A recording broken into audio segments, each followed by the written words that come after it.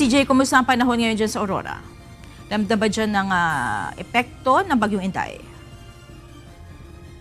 Magandang gabi, Ma'am Monica. Kasalukuyan ngayon dito sa Aurora nakakaranas ng pagbugso ng malalakas na hangin. Ngunit wala pa rin tayo nararanasan dito na pagbuhos ng ulan dito sa Aurora. Nag-cancel po ng water activities ay last July 7 po. Hanggang meron pong signal ay hindi po kami titigil.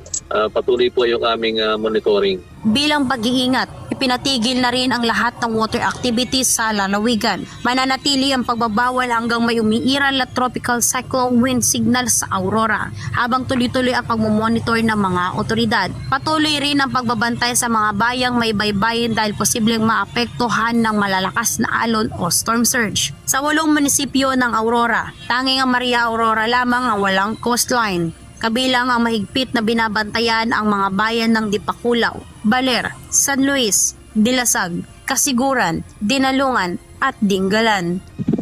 Lahat po, except po ang Maria Aurora. Ang Maria Aurora po kasi ay walang coastline. The rest po ay nasa kahabaan po ng coastline. Pinayuhan din ng mga otoridad ang mga residente na siguraduhing nakatali o nakasiguro ang mga gamit na maaaring tangay ng malakas na hangin.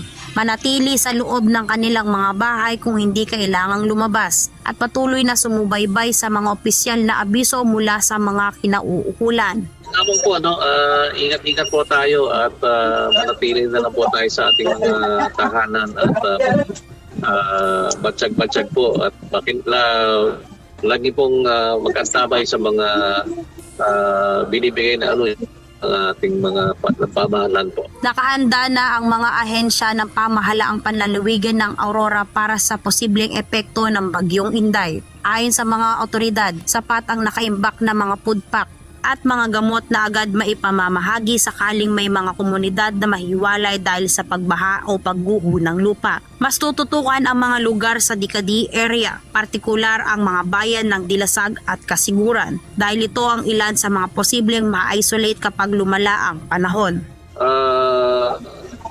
Okay naman po yung sa PSWD regarding po doon sa food pack ay okay naman po yung inventaryo namin, may sufficient naman po.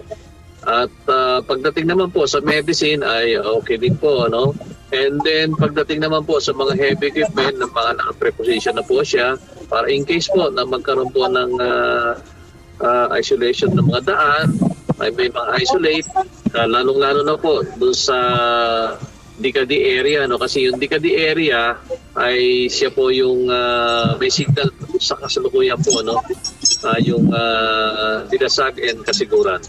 Suspendido na rin ang klase sa lahat ng antas, pampubliko man o pribado, sa buong lalawigan ng Aurora hanggang bukas bilang pag-iingat sa posibleng epekto ng bagyo.